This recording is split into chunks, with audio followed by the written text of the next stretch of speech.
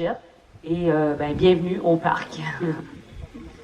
Je veux souhaiter particulièrement la présence aujourd'hui du maire Francis Saint-Pierre, qui est le maire de Saint-Anaclet et préfet de la MRC,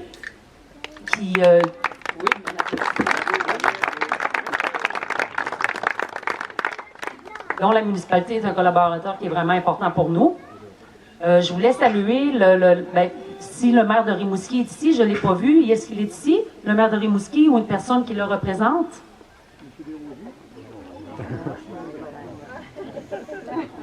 Donc, on les salue. Je veux souligner aussi la présence et souhaiter la bienvenue à la présidente de la Caisse des Jardins de Négette et Métis-Ouest, Mme Julie Lacroix-Dany, qui est ici. Bonjour. La Caisse est un partenaire financier qui est vraiment important pour nous, qui a contribué là, de façon majeure à la réalisation du projet. Je veux souligner aussi la présence de nos députés provinciaux fédéraux, M. Harold Lebel, ou son aussi représentant, je ne sais pas si je ne l'ai pas vu, M. Lebel, et M. Maxime Blanchette-Jonca, qui est ici aussi, je l'ai vu. Et ces deux personnes, ou ces deux députés, contribuent financièrement aussi à la réalisation de l'inauguration aujourd'hui. Bienvenue aussi à Yvon Rodrigue, qui est le président de la Corporation des loisirs du relais de la coulée, qui est aussi membre du comité. Et les autres membres du comité de coordination aussi que je tiens à vous présenter. Donc, Marie-Pierre Lisotte, qui est ici. Marie-Pierre Lisotte. Lucien Roy, qui fait partie de la Corporation du patrimoine. Mathieu Roy, qui est résident de Négette, de même que Marie-Pierre Lisotte. Roger Joannette, qui est du Sentier national. Et Carl Lavoie, qui est de la municipalité de Saint-Anaclet. Je veux saluer aussi tous les autres membres du comité élargi du parc de Négette, qui ont été là depuis le début. Je ne peux pas tous les nommer, mais on est une bonne quinzaine à avoir été autour de la table de réflexion pour ce beau grand projet. Et toutes les personnes impliquées de près et de loin dans la réalisation de ce magnifique projet et toutes les personnes de la communauté aussi. Donc, merci d'être avec nous. Donc, aujourd'hui, l'horaire de l'inauguration va se décliner comme suit. Donc, une brève présentation historique du parc, donc d'où on part. Ensuite, nos réalisations, qu'est-ce qu'on a réalisé? Le mot du maire et préfet de la MRC. Un mot aussi de la Caisse populaire, là, de notre principal bailleur de fonds. Un mot du président de la Corporation du relais de la coulée. Et les remerciements, évidemment, là, on a plusieurs remerciements officiels à faire. Donc, on prévoit à peu près la partie protocolaire à peu près jusqu'à 11 heures maximum. Par la suite, vous allez être invité en bas. Donc, vous pourrez prendre le sentier qui vous inspire. Donc, en bas pour un petit vin d'honneur qu'on veut vous offrir. Et il va y avoir aussi des petites bouchées pour les personnes qui veulent se sucrer le bec. Chansonniers, maquilleurs, plutôt maquilleuses. Et il y aura aussi un départ après pour les personnes qui voudraient soit monter sur le Cap Adona, une marche guidée avec Roger Joannette, ou se diriger pour un autre groupe vers le Pont Couvert, guidé par Yvon Rodrigue et Mathieu Roy. Donc, pour la brève, puis je voulais aussi rajouter que les personnes qui voulaient partir aussi faire un rallye, parce qu'on a un rallye découverte qui va être guidé par Valérie Rodrigue, va partir tout de suite après la partie protocolaire ici. Donc, brève historique du projet. Donc, c'est en septembre 2011 que ce projet prit vraiment racine lors du forum social bas-laurentien qui s'est tenu à Esprit-Saint, qui se voulait être un débat citoyen sur différents enjeux tels la culture, l'environnement, etc. Donc, lors d'un atelier qui a été donné par le Poids Vert, qui est un organisme qui œuvre à promouvoir le respect des dimensions écologiques et environnementales du développement rural, on nous demandait quelles actions on pouvait faire pour améliorer l'environnement de façon concrète, pour vivre dans un lieu plus respectueux de la nature. Donc, l'idée de créer un changement à la chute prit forme, puisque nous étions témoins de vandalisme, de gestes destructeurs à l'endroit du site et de la rivière.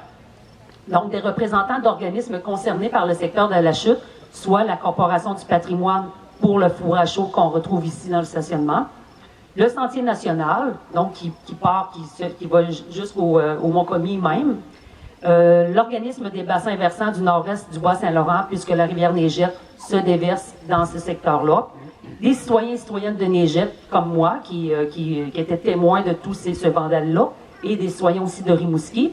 De même que d'autres acteurs importants du cégep de Rimouski qui se sont greffés au comité pour effectuer justement cette réflexion-là pour le changement. De même que des acteurs de l'UQAR. Donc, on s'est vite rallié au projet afin de former un comité pour identifier des pistes concrètes d'action à entreprendre pour se mobiliser dans le but de protéger le site de la chute. Donc, après plusieurs corvées printanières qui s'est tenues sur plusieurs printemps, des corvées de nettoyage du site, et une consultation publique qu'on a eue en 2015 à Saint-Anaclet sur l'avenir de la chute. Un plan de préservation et de mise en valeur fut produit et nous sommes passés à l'action pour mettre en œuvre la préservation et la mise en valeur de ce site naturel que l'on connaît aujourd'hui. Donc, grâce à la généreuse contribution financière de plus d'une centaine de milliers de dollars de la Caisse des jardins de Négette et Métis-Ouest, qui a cru dès le début au potentiel de nos aspirations et celle de la municipalité de Saint-Anaclet, nous avons pu réaliser l'ensemble de nos objectifs du plan d'action. Donc, voici nos réalisations. Donc, en plus d'une réglementation qui respecte les valeurs environnementales et écologiques, on a réalisé plusieurs actions, tant dans le secteur de la chute que dans celui du pont couvert. Pour le secteur de la chute, on a débuté par la sécurisation de la passerelle. Donc, on trouvait que c'était quand même dangereux de passer la passerelle juste à côté de la rivière où il y avait vraiment des écarts importants. Donc, on a posé une clôture de chaque côté de la passerelle. On a aussi restauré les escaliers du Sentier national. On a fait l'aménagement des sentiers, de plusieurs sentiers, soit le sentier rivière qui mène au pont couvert, le sentier Ruet-Rodrigue qui permet d'accéder du bas au haut de la chute du côté est, ou l'inverse, du haut en bas. Le sentier Saint-Laurent qui permet d'accéder justement du bas de la chute au haut ou l'inverse, du côté ouest de la chute. Et cela inclut évidemment toute la signalisation pour accéder à ces sentiers-là. Il y a aussi eu l'aménagement de belvédères dans le sentier national et on a sécurisé aussi ceux qui étaient existants. On a construit le poste d'accueil que vous voyez ici. On a permis la distribution de sacs de déjection canine qu'on peut retrouver ici pour ramasser les petits cadeaux de nos animaux. Et on a aussi permis l'accès à une toilette qu'on a placée ici dans le stationnement parce que c'est pas tous les gens qui fréquentent le site qui descendent en bas pour la chute, mais plusieurs vont justement soit aller le long de la rivière pour le sentier national. Donc la toilette ici en haut permet de soulager quand on a besoin. Pour le secteur pont couvert, on a fait, on exclut la personne qui parle, mais on a permis, ou plutôt sauvegarder le pont couvert en permettant le déménagement de celui-ci par le ministère des Transports, avec aménagement paysager et l'ajout de mobilier, l'ajout aussi d'une toilette. On a fait un panneau d'information et de signalisation. On a aussi réalisé des panneaux d'interprétation dans le pont couvert dans lesquels on peut découvrir la carte du secteur de Négette, donc pas juste le parc de Négette, mais vraiment l'ensemble du territoire de Négette, là, à partir de la route Cyril Lavoie jusqu'au pont couvert. On a aussi l'histoire du territoire de Négette depuis 1860, incluant ses écoles, et sur la longue histoire du carnaval de Négette que seule la COVID a obligé l'arrêt après plus de 61 ans d'activité sans interruption. Donc, c'est vraiment une fierté pour nous. D'autres panneaux seront affichés sur les aspects géographiques, hydrologiques, ornithologiques et aussi de la flore. Donc, vous êtes d'ailleurs invités à vous y rendre après le lunch ce midi avec un guide, là, comme je vous le disais tantôt. De plus, nous avons ajouté de la signalisation routière à partir de Saint-Anaclet et mis en place un site web du parc de Négette que vous pouvez là, consulter à partir de maintenant. Là, il est tout nouveau, tout chaud. Toutes ces actions ont permis de mettre en valeur le parc de Négette que l'on connaît aujourd'hui, mais aussi toute la vallée, son centre communautaire, le relais de la coulée, son milieu agricole, ses nombreux producteurs laitiers et agroforestiers, de même que nos divers entrepreneurs maraîchers et récréotouristiques. Donc, je peux en nommer quelques-uns, dont on est très fiers. Manger Saison, qui est représenté par les propriétaires ici, Maryse Bélanger. qui font, eux, la production, la transformation de fruits et légumes prêts à manger. Il y a d'ailleurs un kiosque à la ferme ici où les gens peuvent aller chercher directement les produits sur place. Il y a aussi une nouvelle entreprise qui s'appelle les Jardins de la Joie, où on offre des œufs de cailles de poules, des semis aussi au printemps, des fruits et légumes. Et cette entreprise commence juste l'implantation. C'est Julie Lajoie qui en est la propriétaire avec son conjoint. Il y a aussi Attache Tatuc, qui est une entreprise de traîneaux à chiens. Donc, c'est vraiment des belles balades dont j'ai pu participer, fait que c'est vraiment super intéressant. Et il y a aussi l'entreprise Métatuc, hein, on est dans Tuc, Métatuc, qui est une entreprise où on fabrique des chapeaux de toutes les couleurs et de toutes les grandeurs. Cette dame-là fait la confection de tuc, donc on est vraiment fiers que toutes ces personnes-là contribuent à mettre en valeur leur potentiel, leur côté artistique et Négette aussi de le mettre vraiment en valeur.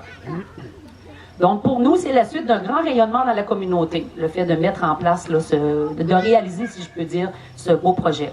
Plusieurs activités se déroulent, soit l'escalade avec le Club des grimpeurs de l'Est. Il y a aussi le vol libre.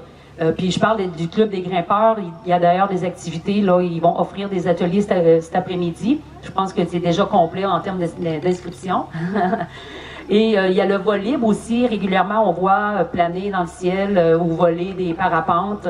Hier, j'en ai vu. Peut-être qu'ils vont en avoir aujourd'hui. Donc, c'est toujours une beauté et un honneur de les voir voler dans le ciel ici. Et aussi, il y a la visite de plusieurs groupes différents qui viennent à l'occasion, telles les journées découvertes qu'il y a eu la semaine passée. Journée découverte organisée par le Cabaret de la diversité culturelle et sociale. Les randonneurs aussi peuvent s'en donner à cœur joie à l'année. Donc, autant l'été que l'automne avec les magnifiques couleurs, que l'hiver avec les sentiers qui sont tapés assez rapidement. Et l'important, c'est de mettre des crampons quand vous venez l'hiver. Le secteur du Pont-Couvert peut également accueillir différents ateliers ou événements. Il suffit de s'adresser à la municipalité pour attacher tous les projets. Mais l'impact et le rayonnement majeur et le plus important à nos yeux est celui du renforcement des liens entre les personnes de la communauté. Ce projet a permis de découvrir et de connaître des personnes de cœur qui se sont impliquées de près et de loin, des personnes engagées, compétentes et sensibles à la beauté de son milieu, de ses liens humains et sociaux. Et les liens humains et sociaux, c'est-à-dire, sont inestimables. Je peux dire que je suis vraiment fière, même très fière d'appartenir à cette communauté si serrée qu'est Négette. Maintenant, je vais inviter des personnes à venir prendre la parole. J'invite M. Saint-Pierre à venir dire